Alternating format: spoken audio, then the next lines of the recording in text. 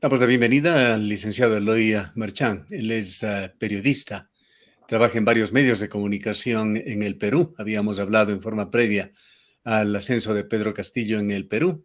Entonces surgían ya algunas preocupaciones. Hemos seguido desde lejos lo que sucede en el Perú. Hemos visto algún giro que ha dado el gobierno de Castillo intentando hacerlo más plural e inclusivo, pero no hemos visto una mejora en su estabilidad.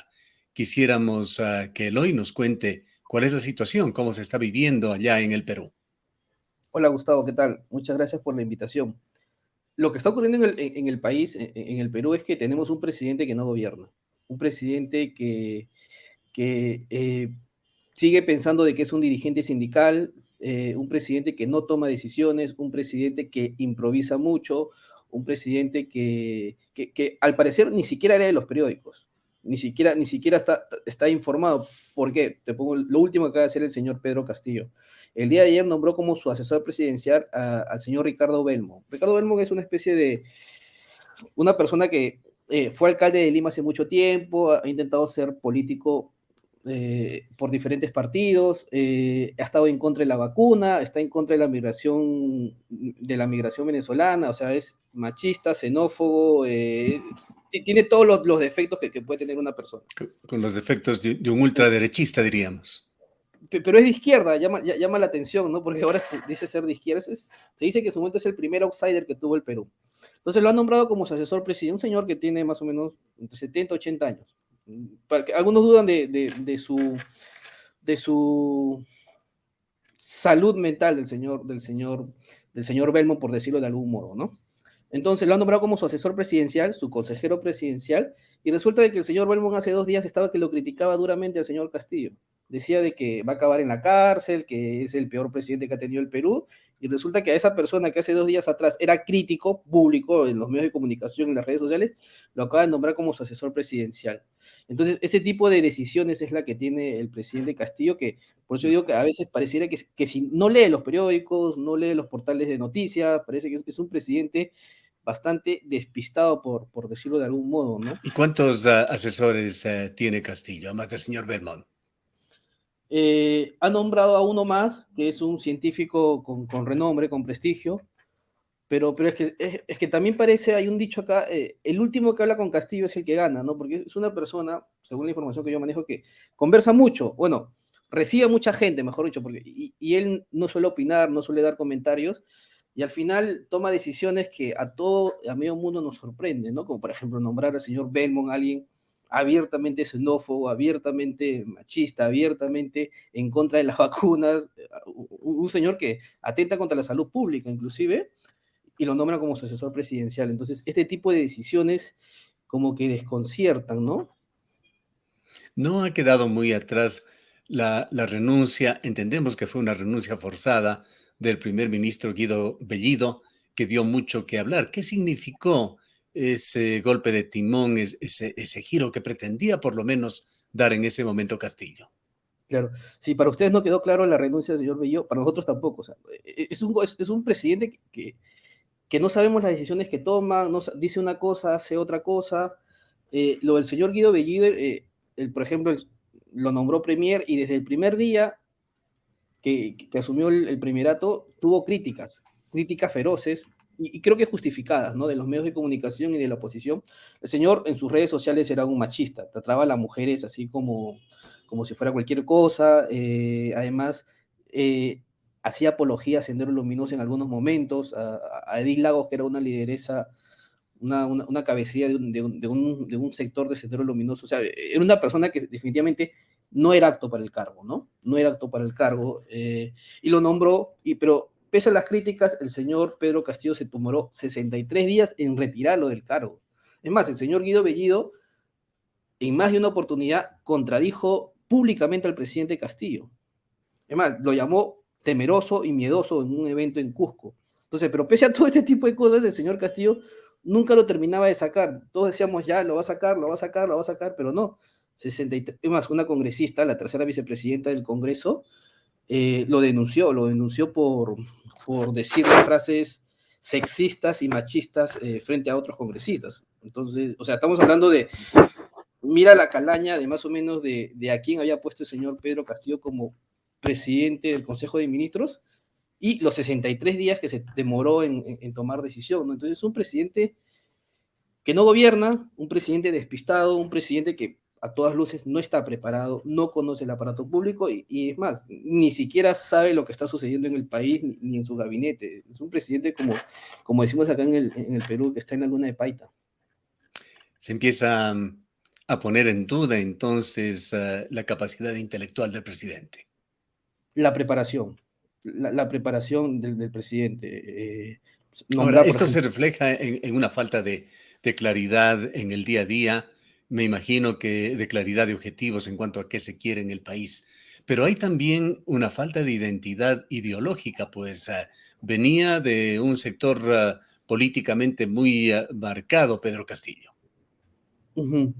Sí, es que también debemos entender el contexto en el que Pedro Castillo aparece como figura política, ¿no? Hasta 2 meses antes un mes antes de la primera vuelta tenía cero posibilidades de ser presidente de la República. O sea, tenía literalmente 0,1% de posibilidades. Entonces, en estos momentos de crisis, de falta de representatividad, un sector empezó a verse identificado con las propuestas. Yo creo que son propuestas bastante básicas, y la mitad de sus propuestas eran de corte leninista. Recordemos de que él no era su partido político con el que postula, es un partido leninista marxista que le dirigía el señor Vladimir Serrón. Es más, el señor Vladimir Serrón fue el presidente de facto en los primeros, se puede decir, en los primeros 2 meses de gobierno. Él ponía y sacaba ministros, el señor Bellido, que fue el primer ministro, fue colocado por el señor Serrón, 3 o 4 ministros también fueron colocados por el señor Serrón. Es que justamente al haber el vacío del poder, al haber un presidente sin carácter, un presidente que no toma decisiones, el señor Cerrón, que era el secretario general y presidente del partido con el cual el señor Castillo llegó a la presidencia, era el presidente de facto. Era el presidente de facto, mandaba comunicados, sacaba ministros, imponía órdenes a la bancada oficialista, ¿no? Hasta que empieza a haber este quiebre, ¿no? El quiebre es cuando saca al señor Bellido, finalmente termina sacando al señor Bellido de la presidencia del Consejo de Ministros y nombra a Mirta Vázquez como nueva. Eso ocurrió hace más o menos 10 días aproximadamente. La colocó como nueva, presidenta del Consejo de Ministros, que es alguien que ha sido presidente del Congreso hace poco, una persona mucho más preparada, abogada, con mayores dotes para conversar eh, y entablar vínculos con la oposición, ¿no? Que es lo que al final necesita el señor Castillo. El señor Castillo está para vacar al presidente, ya se está hablando de vacancia presidencial, ya se está hablando de vacancia otra vez en el Perú, se necesitan 87 votos. Haciendo un conteo de la oposición, más o menos están en alrededor de 80. Y además la bancada de gobierno, Perú Libre, está empezando a resquebrajarse. Entonces no hay que descartar que próximamente empiece a haber voces que ya estén pidiendo la vacancia. Ya hay voces, pero que cada vez esto empiece a correr y a tener más asidero y ser más realista, ser más próximo, ¿no? Por sencillamente, En qué medida, Eloy, se han ido confirmando aquellas preocupaciones, aquellas dudas que generó Pedro Castillo cuando candidato, con declaraciones que estremecieron no solamente al Perú, se vio con preocupación desde afuera lo que podía pasar allí? Llegó, por otra parte, tras estas declaraciones de esta campaña electoral, con un plan de gobierno conciso, con objetivos claros de hacia dónde se quiere transitar y se plasmó luego este plan de gobierno en un plan nacional de desarrollo. Tiene un norte, en otras palabras, el gobierno de Pedro Castillo. no tiene norte. El gobierno de Pedro Castillo pasó la primera vuelta, la gana con un plan marxista-leninista, abiertamente marxista-leninista. En la segunda vuelta, el señor Castillo y el señor Cerrón creen que ellos han ganado la elección. O sea, si bien han sido la figura, pero ellos en primera vuelta sacaron aproximadamente 15-16%. Más bien sería al revés. Quien perdió la elección fue Keiko Fujimori, ¿no? Una vez más, por tercera vez consecutiva. Entonces, el señor Castillo, con su plan bastante arcaico, se puede decir, bastante obsoleto, llegó acompañado de una serie de figuras de la izquierda más progresistas. Se sumaron muchos cuadros con tal de apoyar al señor Castillo, con tal de que la señora Keiko Fujimori no termine ganando la presidencia y más, y gana por 40.000 votos. el señor Pedro Castillo se hace la presidencia por una diferencia de 40.000 votos. Por eso que la señora Keiko Fujimori en todo momento intentó desconocer los resultados, presentó medidas legales para impedir la proclamación del Castillo, pero al final decantó en que el señor Castillo al final fue proclamado el presidente, juramentó, pero ahora estamos viendo que no está preparado, ¿no? No está preparado, abiertamente no está preparado.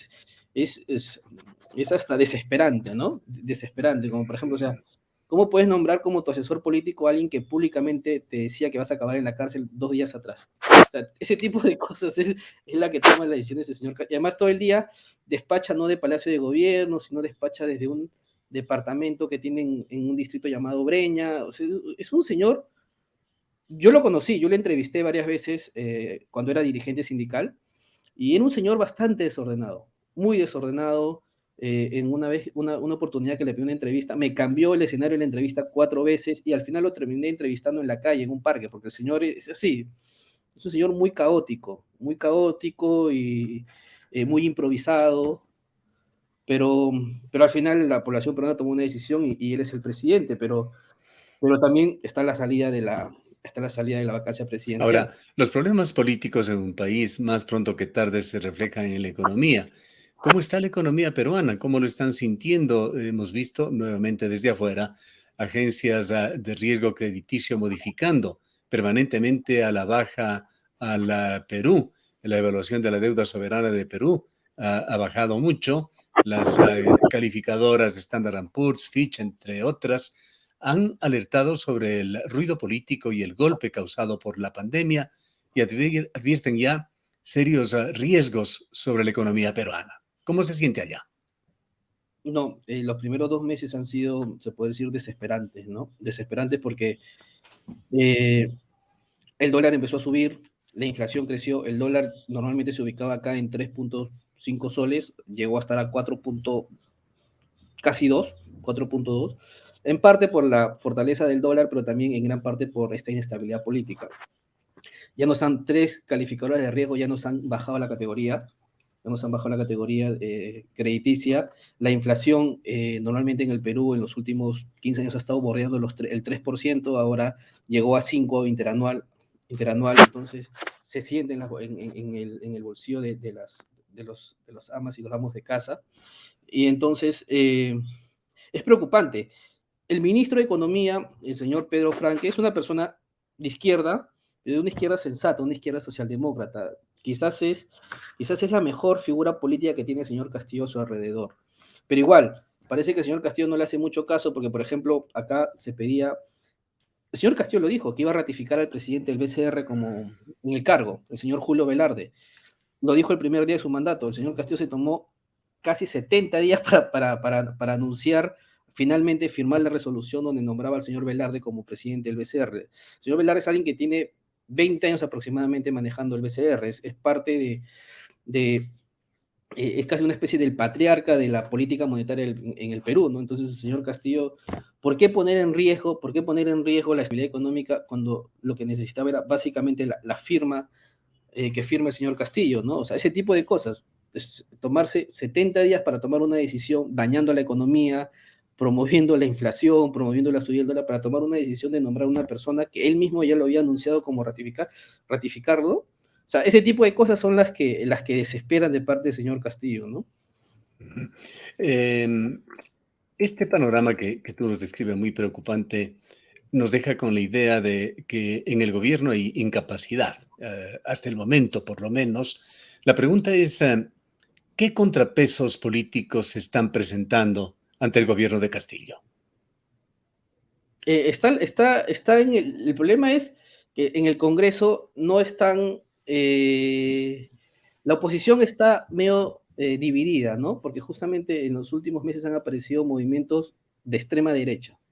Renovación Popular es un movimiento que lidera el ex candidato presidencial Rafael López Alea, que es de extrema derecha, es muy conservador, y a veces no entablan relación con otros movimientos que si bien son de derecha, pero son de corriente más liberal, como Avanza País.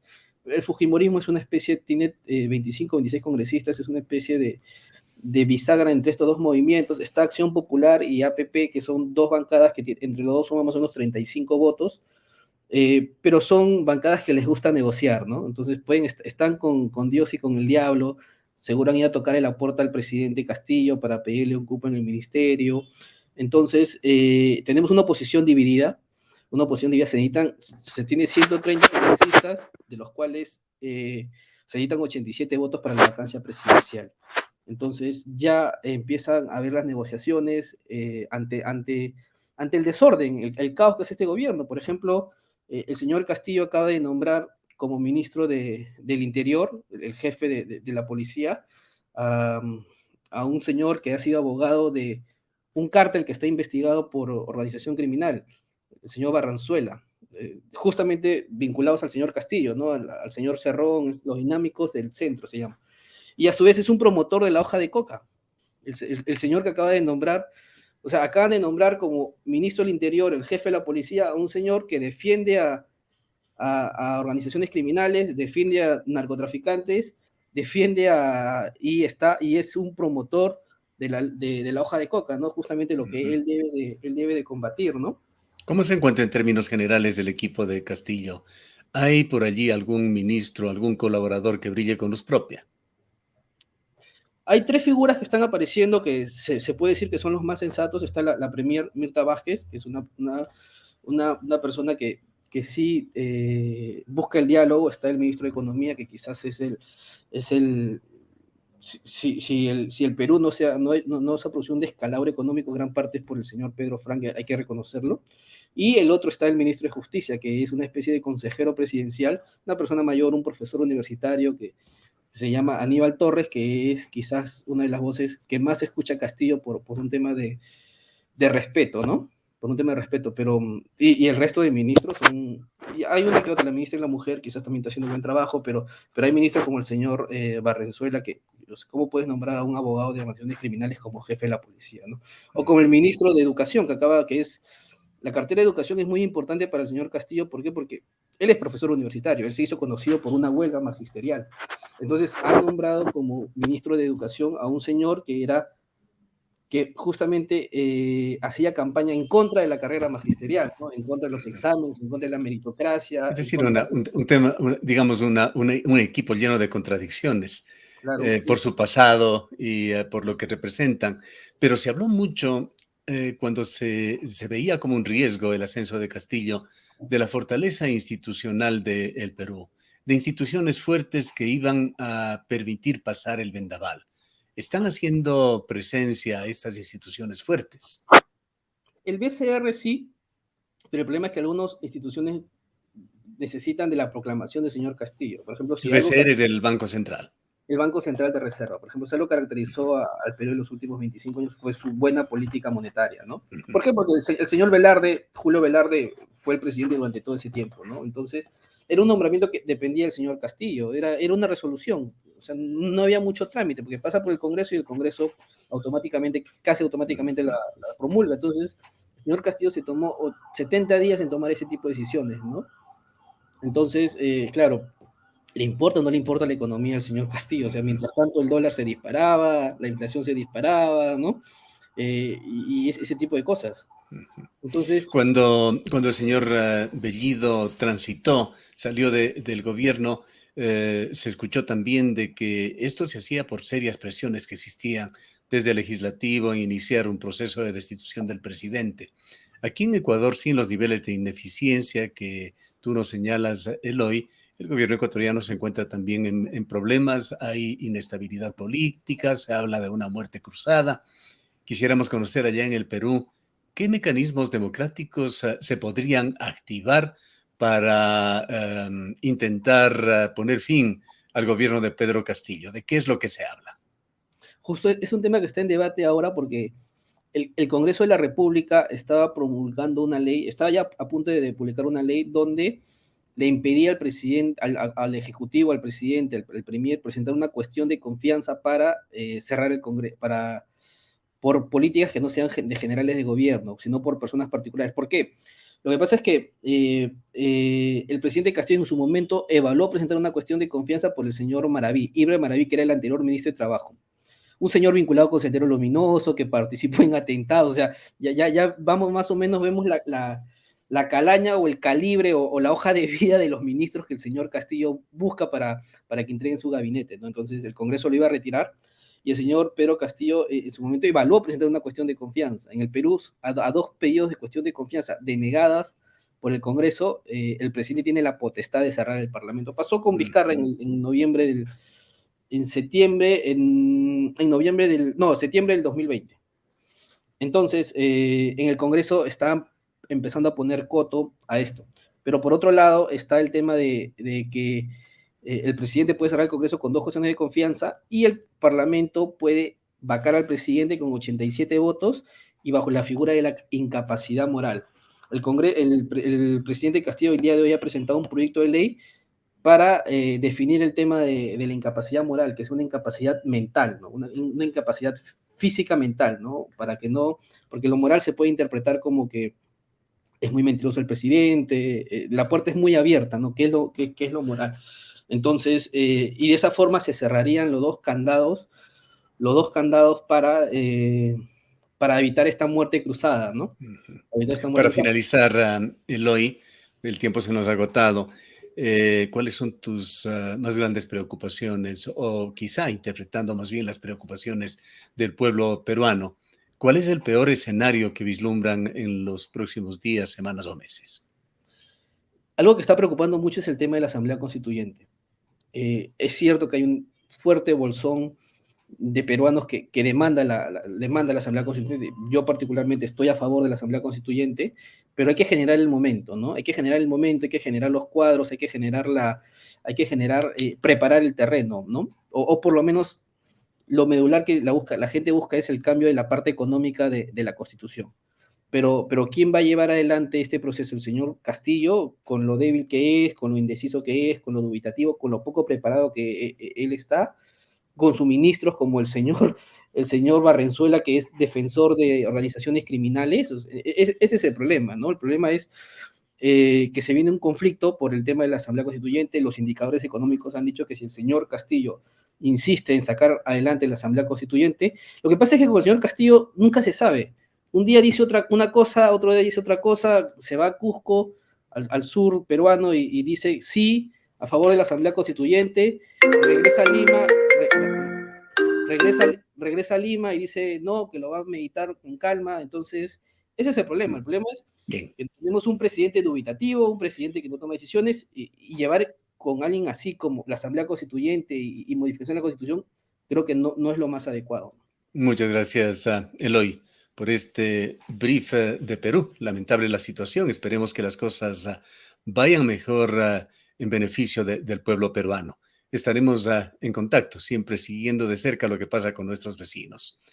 Eloy Gracias. Marchán es un prestigioso periodista peruano, reportero del portal El Foco y de Hildebrand en sus 13, una importante publicación escrita del Perú.